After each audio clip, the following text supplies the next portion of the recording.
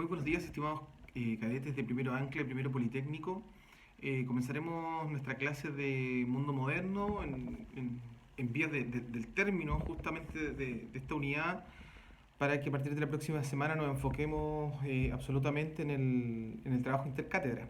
Ya lo que va a ser, digamos, una constante en todo el mes de junio y así terminar el mes de mayo, ¿cierto?, con mundo moderno.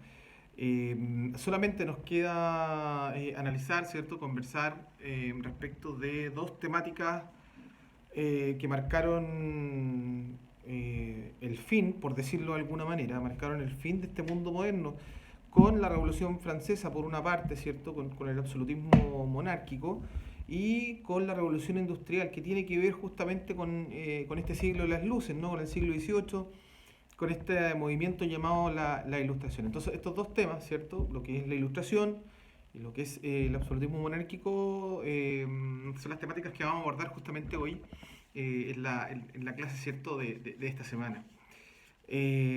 Algunos puntos fundamentales. Les recuerdo que hasta hoy se entregan los trabajos, ¿cierto?, correspondientes a la evaluación número 2. Les voy a adjuntar de igual manera sus notas Cook del tercer Cook y las notas del promedio Cook también, ¿ya? Y solamente nos quedaría la evaluación del intercátedra que es el próximo mes, ¿cierto?, de junio, y podríamos estar cerrando el semestre, ¿cierto?, con las 4 notas que ya les he comentado y que como siempre les tengo ese registro, ¿no?, o el detalle de la información en los correos que le mando los días lunes. Perdón. Nos vamos a remitir al PowerPoint que les envié, específicamente desde la diapositiva 45, que tiene como título Estado Moderno.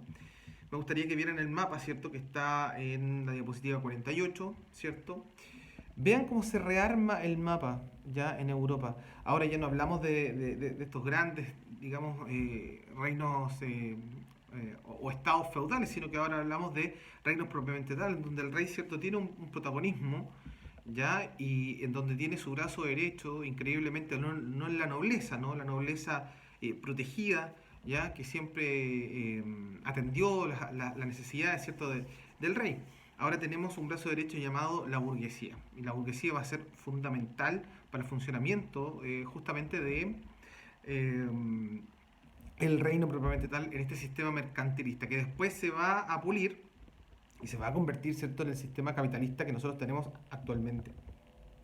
Si ustedes se dan cuenta, hay una, salvo el Imperio Otomano, ¿cierto?, en Europa oriental, lo que es la península de los Balcanes, está constituido por numerosos reinos, tanto en Europa occidental como central, e incluso oriental, salvo la excepción, insisto, del Imperio Otomano. Pero vamos a hablar directamente de lo que era el absolutismo monárquico o monarquía absoluta.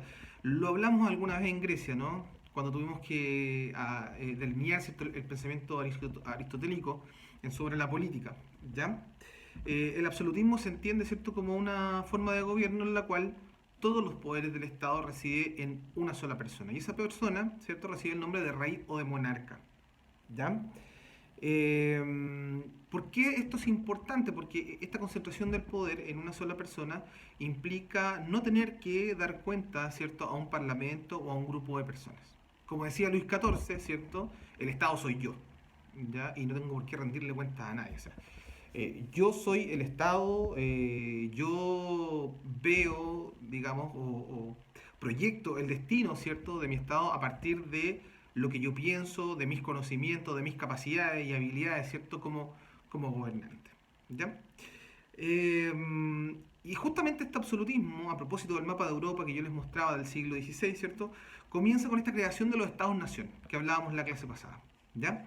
Esta creación de los Estados-nación, donde el rey vuelve a recuperar su poder en todo el territorio, con este brazo derecho que es la burguesía, con esta nobleza, ¿cierto?, que le ayuda en parte, ¿no?, a gobernar en parte, ya no tiene este protagonismo exacerbante que tenía en el mundo medieval, ¿ya?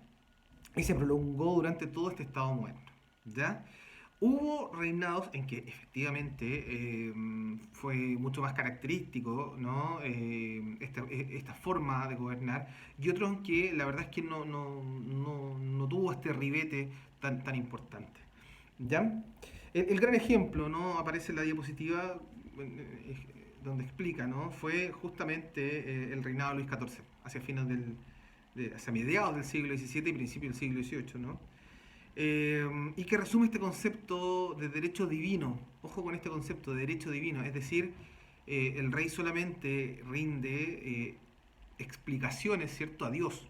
Dios le confiere este poder y él, digamos, es casi un enviado de Dios justamente para gobernar. Prácticamente el rey viene a ser una especie de semidios, ¿no?, que viene a controlar justamente la tierra. De hecho, este poder justamente lo recibe de Dios, ¿no? Y por lo tanto rinde cuentas de sus actos a Dios. ¿Ya? Ahora, un elemento, tiene muy buenas relaciones con la iglesia, el rey, pero ahora el rey, ya a diferencia del mundo medieval, ahora el poder temporal está sobre el poder espiritual. ¿Ya?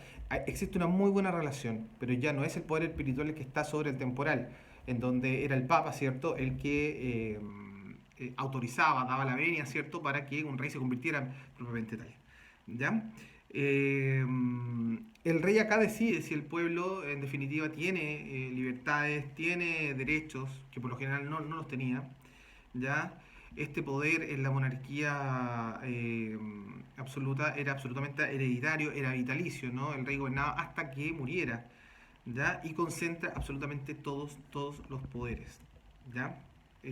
Como les mencionaba, incluso el militar, ¿ya?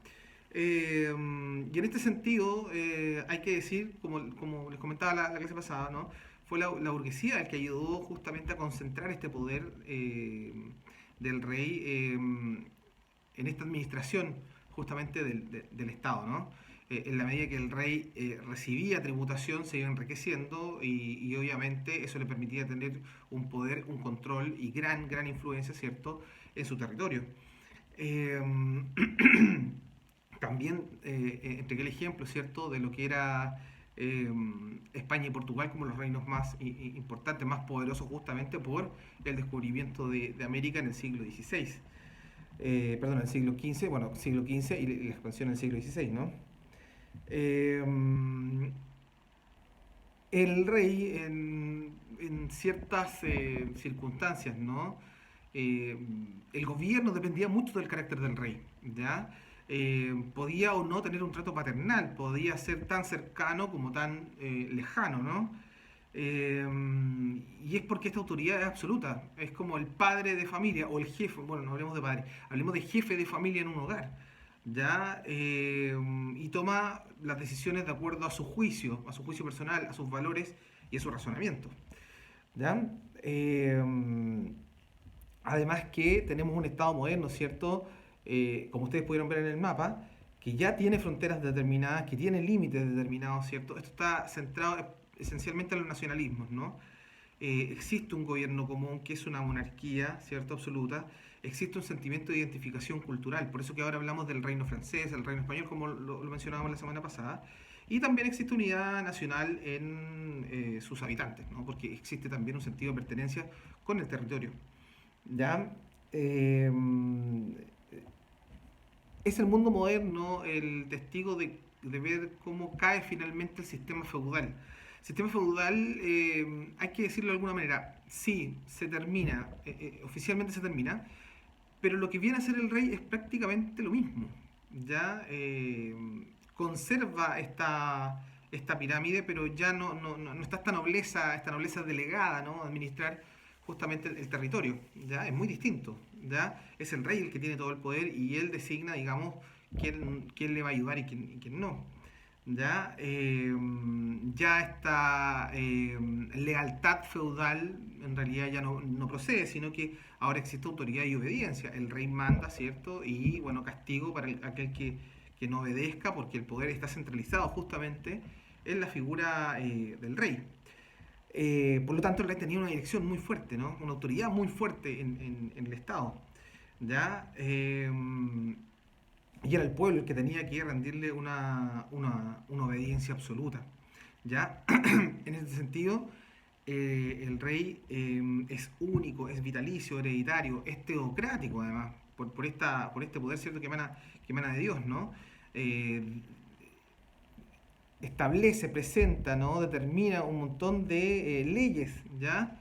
De acuerdo a sus intereses, de acuerdo a los intereses de los nobles también, que también los protegía bastante, ¿ya? Maneja incluso la iglesia, como les decía hace un momento, ya en cuanto a lo administrativo, ¿no? Tiene que ver con esta administración en términos de las riquezas, no en términos eclesiásticos, ya en términos espirituales, obviamente, la labor de la iglesia está supeditada a los líderes, ¿no?, de la iglesia, ¿ya?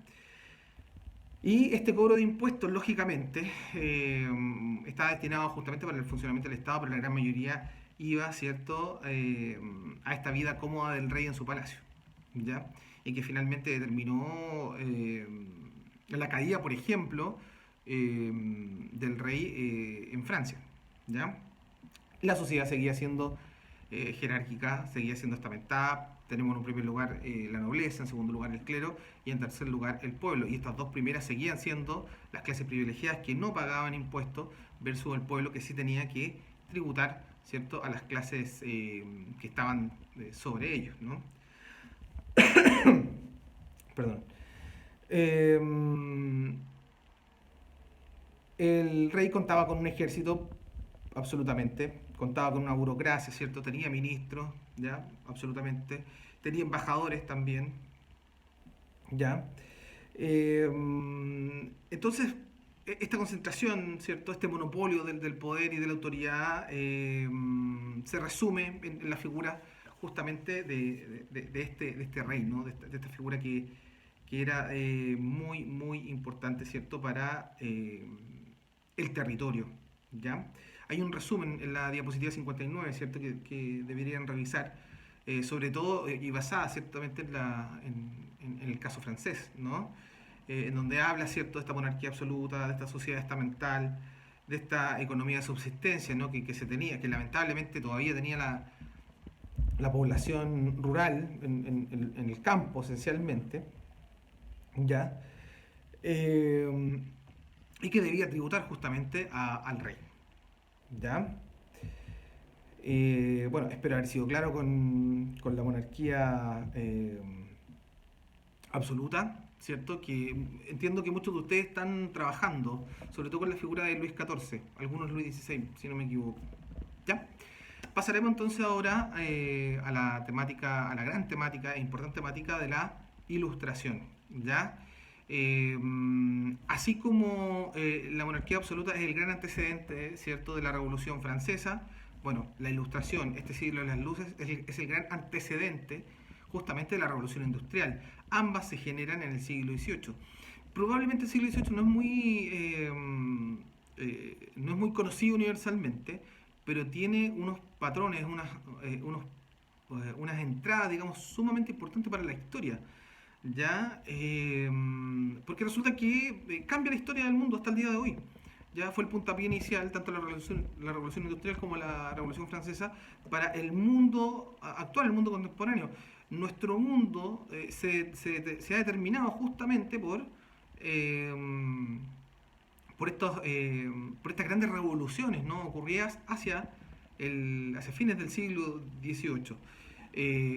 Uno se podría poner a pensar, bueno, ¿por qué será tan importante? Ustedes tienen que entender que a lo mejor el siglo XVIII no fue un siglo que tuvo tantos descubrimientos. Bueno, tenemos algunos importantes, quizás otros no, desde el lápiz, desde el piano, ya desde el lente bifocal, qué sé yo, pero los más importantes justamente tienen que ver con el motor a vapor, tiene que ver eh, con el barco a vapor, con el telar mecánico, con la prensa hidráulica, ¿cierto? Que finalmente echaron a andar toda la industria, ¿no? Tuvieron que ver justamente con esta producción eh, en altas, digamos, en altas cantidades, ¿ya? Eh, pero bueno, vamos a comenzar, quizás más adelante un poco, pero vamos a comenzar con lo que fue la ilustración, ¿no? La ilustración ustedes tienen que entenderla, ¿cierto? Ilustración o siglo de las luces, ¿cierto? Como una corriente intelectual de pensamiento propia del siglo, de mediados del siglo XVII y muy hacia mediados del siglo XVIII, ¿no? Ya fue llamada también el racionalismo, ¿no? y fue muy característica, ¿cierto?, en Francia, en Alemania y en Inglaterra, ¿ya?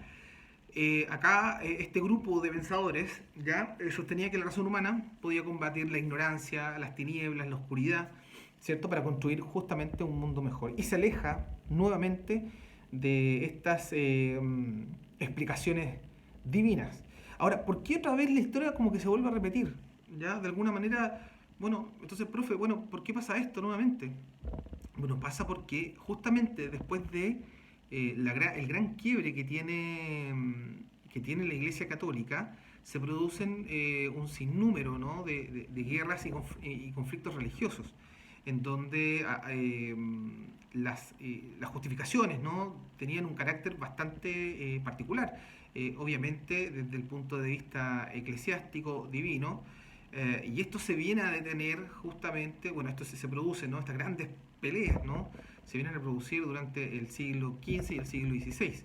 Y es el siglo XVII entonces donde resucita, ¿no?, esta mente humana, ya así como lo fue el humanismo, ¿no?, para todo lo que significó el mundo medieval. Bueno, aparece entonces este movimiento, ya hay científicos de renombre, ya claro que los hay, ¿no? Eh, bueno, también se le llamó neoclasicismo, ¿no? Y va a abarcar no tan solo lo intelectual, ¿no?, sino que también elementos políticos, elementos económicos, ya elementos sociales, etcétera. ¿Ya? ¿Cuáles son las características más importantes? Bueno, lo pueden ver en la diapositiva 68. ¿Ya? Habla de un racionalismo, ¿no?, de este conocimiento basado específicamente en la razón humana. ¿Ya? Es absolutamente antropocentrista. ¿Ya? Eh, Tienen a la naturaleza, ¿cierto?, como la causa de todas las cosas, no a Dios, no a Dios como los racionalistas lo presentan como un Dios mágico, ¿no? En base como a la superstición. Ya aquí no, aquí el naturalismo, ¿cierto?, es la base, ¿no?, la creación de toda investigación y de todo conocimiento. ¿Ya? En tercer punto tenemos la libertad de pensamiento. No podría existir una libertad de pensamiento sin el racionalismo, ¿no? Uno debe tener la libertad de pensar para poder gestar, digamos, nueva idea y nuevo conocimiento. ¿Ya? En contra de la iglesia, ¿cierto? Este movimiento de la ilustración es absolutamente laico, ya es no religioso, ya no podía ser de otra manera, no podía estar en comunión con el dogmatismo que presenta la religión. ¿Ya? Otro punto importante es la fe que tiene en el progreso. Ya el progreso es fundamental, ¿cierto?, en el racionalismo. Y vaya que lo fue, ¿no? Pensando en esta revolución industrial que obviamente tuvo su error en un principio, con esta sobreexplotación de los trabajadores que va a ser propia del siglo XIX, pero que sin lugar a dudas tiene la vida o nos aporta la vida, ¿cierto?, con esta revolución industrial a lo largo del tiempo que tenemos ahora. ¿Ya? Y finalmente existe en lo social una gran preocupación por la educación, por la formación de las personas. Existen obviamente cambios curriculares, cambios infraestructurales, ¿cierto?, que van a permitir que muchas personas, ¿no?, en Europa sobre todo, tengan acceso a la educación. ¿Ya?